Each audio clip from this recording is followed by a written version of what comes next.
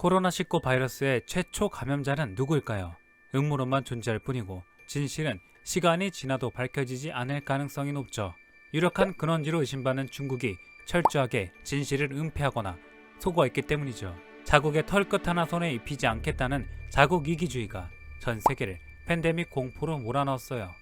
코로나 사망자 수인 690만 명보다 최소 5.8배인 4천만 명의 목숨을 앗아간 이 전염병도 마찬가지로 정보가 은폐되어 엉뚱한 나라의 국민들이 피해를 많이 보고 말았어요. 이 전염병의 이름은 바로 스페인 독감입니다. 지난 영상에서 소개한 것처럼 스페인 독감은 수많은 변종을 가진 A형 인플루엔자 바이러스 중 H1N1형에 속하는데요. 스페인 독감이라고 이름 지어진 데는 다 이유가 있어요. 인플루엔자 감염 사례는 기원전 412년까지 거슬러 올라가요. 의학의 아버지 히포크라테스는 이런 글을 남겼어요. 우리가 알고 있는 독감 증상과 아주 유사하죠. 인플루엔자는 고대부터 지금에 이르기까지 다양한 시대와 다양한 지역에서 수없이 등장해요. 하지만 엄청난 전파력과 고병원성이라는 무기를 가지고 역사의 주인공으로 등장한 건 20세기부터죠. 20세기의 인류는 3번에 걸친 인플루엔자 팬데믹을 경험해요. 그 첫 번째 팬데믹이 바로 제1차 세계대전 중에 수천만 명의 목숨을 앗아간 스페인 독감이죠. 아시는 분은 알겠지만 세계 인구 18억 명 중 3분의 1에 해당하는 6억 명이 감염되었고 그중 4천만 명에서 5천만 명이 목숨을 잃었어요. 스페인 독감이라고 하니까 스페인 독감의 영호 감염자가 스페인에서 발생했다고 생각할 수 있지만 사실은 그렇지 않아요. 스페인에겐 참 억울한 일인데요. 자, 그렇다면 영호 감염자를 탄생시킨 진짜 범인은 누구일까요? 스페인 독감 영호 감염자 발생국으로 가장 유력한 곳은 바로 미국이에요. 때는 제1차 세계대전이 한창이던 1918년 3월 4일이었어요. 미국 중서부 캔자스주 펀스턴 기지에 발열과 두통 증상을 호소하는 병사들이 진로실로 몰려오더니 그 숫자가 걷잡을 수 없이 늘어나 1000명 이상이 감염되고 48명이 사망했어요.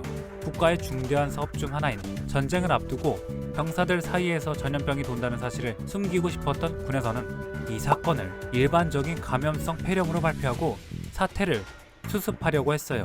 하지만 이미 유행은 전국적으로 번지고 있었고 이 와중에 유럽연합국의 파병 요청을 받아들인 미국은 수십만 명의 미군을 유럽으로 보내요.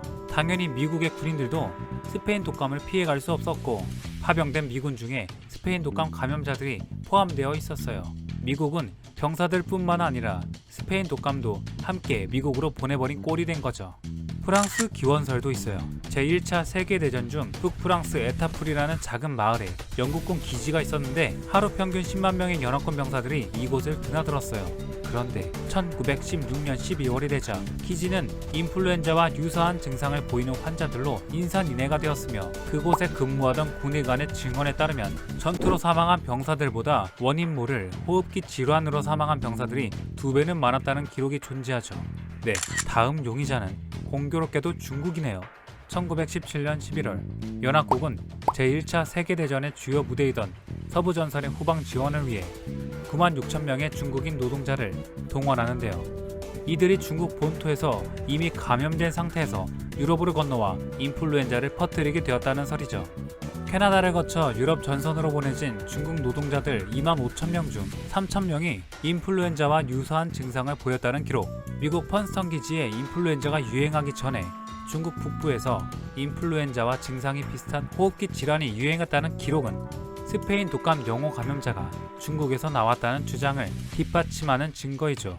당시 중국 노동자들을 동원하는 일은 비밀리에 이루어졌고 인플루엔자 증상을 보이는 중국 노동자들이 꾀병을 부린다고 생각하며 환자들을 격리시키거나 치료를 해주지 않았기 때문에 연합국은 속수무책으로 제대로 된 대응을 하지 못했다고 해요.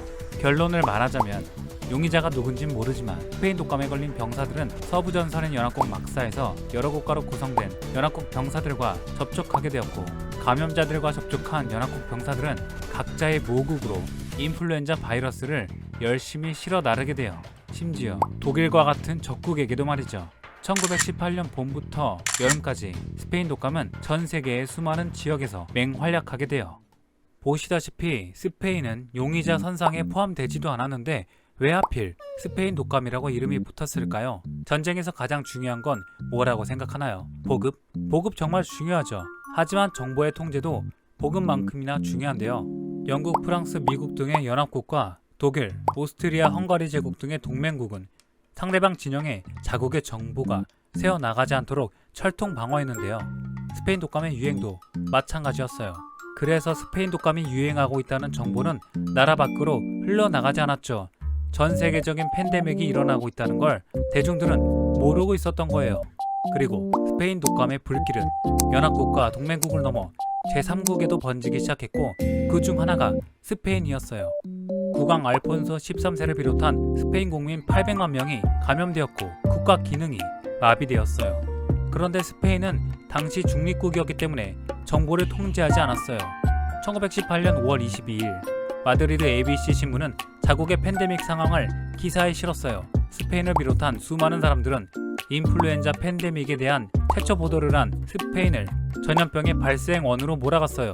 5월 말에는 세계적인 언론인 로이터 통신이 인플루엔자가 확산되고 있다는 보도를 하며 전 세계 언론은 이 전염병을 스페인 독감이라고 부르기 시작했죠. 억울한 스페인 정부는 당연하게도 거세게 항의했지만 한번 각인된 사람들의 생각을 바꾸는 건 불가능했어요. 그렇다면 가장 많은 사망자를 낸 지역은 어디일까요? 최초로 스페인 독감이 유행한 것으로 추정되는 미국이었을까요? 아니면 제1차 세계대전의 주역인 유럽 열강들이었을까요? 불행하게도 전쟁 물자 조달국으로 전락한 힘없고 가난한 아시아와 아프리카의 국가들이 더 많은 피해를 입었어요. 특히 인도의 피해는 상상을 초월했는데요. 무려 스페인 독감 전체 사망자 수의 절반가량인 1,800만 명이었어요. 참고로 중국은 1,000만 명, 인도네시아는 150만 명이었다고 해요. 심지어는 남태평양의 작은 섬들도 팬데믹을 피해갈 수 없었어요. 특히 사모아에서는 인구의 90%가 감염되었고 그중 20%인 38,000명의 주민이 목숨을 잃었어요. 스페인 독감은 전 세계 도시들의 풍경을 바꾸어 놓았어요. 학교와 공공기관은 폐쇄되었고 거리를 지나는 사람들은 모두 얼굴을 마스크로 가리고 다녔고 마스크를 착용하지 않는 사람들은 경찰에게 체포되었어요. 엉터리 치료법과 약물을 팔아 한몫 챙기려는 돌팔이 의사들로 넘쳐났고 극장 등에서는 재채기나 기침 증상이 있는 사람은 입장을 금지시켰어요. 또한 스페인 독감은 유럽 열강들이 전쟁을 지속하기 어렵게 만들었어요. 특히 물자 부족에 시달리던 독일의 피해는 더 컸어요. 결과적으로 스페인 독감은 장기화의 국면에 접어들던 제1차 세계대전의 종결을 앞당기는 결과를 가져왔죠. 하지만 인플루엔자 바이러스를 몸에 품은 채 각국으로 귀환한 군인들 때문에 스페인 독감은 세계 곳곳으로 퍼져나갔고 전 세계를 공포로 몰아넣고 말았어요. 다시 원점으로 돌아와서 미국의 펀성 기지에서 병사들이 한꺼번에 스페인 독감에 감염된 원인은 무엇이었을까요? 연구에 따르면 기지 근처에 있던 철새 도래지와 기지 내에 있던 돼지 축사를 주요 원인으로 보고 있어요. 철새들 사이에서만 전염되던 인플루엔자 바이러스는 새들의 배설물을 통해 돼지 축사에 떨어졌어요.